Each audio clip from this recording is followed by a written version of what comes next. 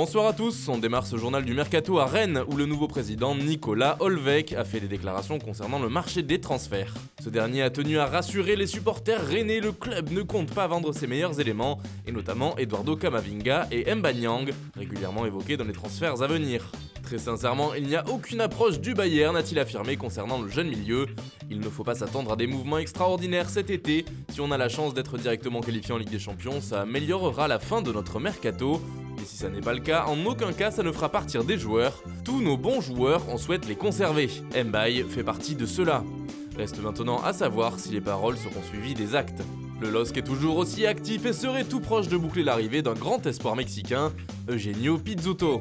Ce dernier arriverait libre de tout contrat après son départ de Pachuca et devrait passer sa visite médicale dans les prochains jours. Paris serait en contact avec l'entourage de Mateusz Cunha et avec le Hertha Berlin, mais le club allemand ne voudrait pas laisser filer son joueur alors qu'il est arrivé au mercato d'hiver dernier.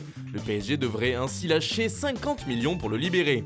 En Angleterre, l'une des équipes qui devrait être les plus actives cet été est certainement Manchester United. Les Red Devils veulent frapper fort et se renforcer.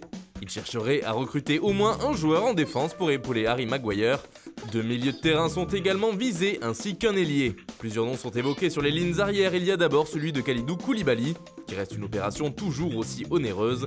Autre défenseur central qui intéresse Manchester United, Milan Skriniar, qui ne sera pas donné non plus. Il y a plus d'un mois, celui-ci était également suivi par le Paris Saint-Germain. Le latéral gauche Ben Chilwell intéresse beaucoup d'équipes en Angleterre, dont MU, mais Leicester ne serait pas très chaud pour le laisser filer. Au milieu, United rêve toujours de Milinkovic-Savic. D'après nos informations, le club anglais a relancé la piste menant au milieu de terrain serbe, âgé de 25 ans, en prenant un nouveau contact avec son entourage. Autre joueur qui intéresse les dirigeants mancuniens, c'est Jack Grealish, qui souhaite quitter Aston Villa. Mais là encore, son prix pourrait être un frein. En effet, son club en demande 87 millions d'euros. Ce sera probablement le même problème pour Declan Rice.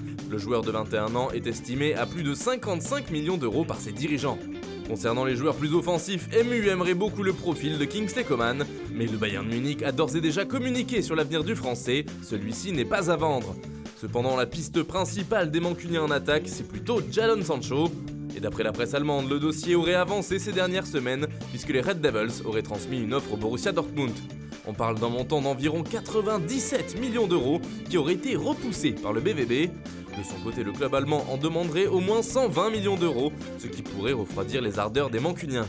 Enfin, Dean Henderson revient de près et Manchester aimerait le convaincre de rester pour avoir une vraie concurrence au poste de gardien. Problème, de grosses écuries anglaises voudraient le faire venir en lui proposant un gros salaire. Il y a notamment Tottenham et Chelsea qui seraient en pole position. D'autant plus qu'à Manchester United, Sergio Romero reste pour le moment le deuxième gardien. Pour financer les futures arrivées, les Red Devils devraient être également actifs du côté des ventes. Plusieurs joueurs sont ainsi poussés vers la sortie.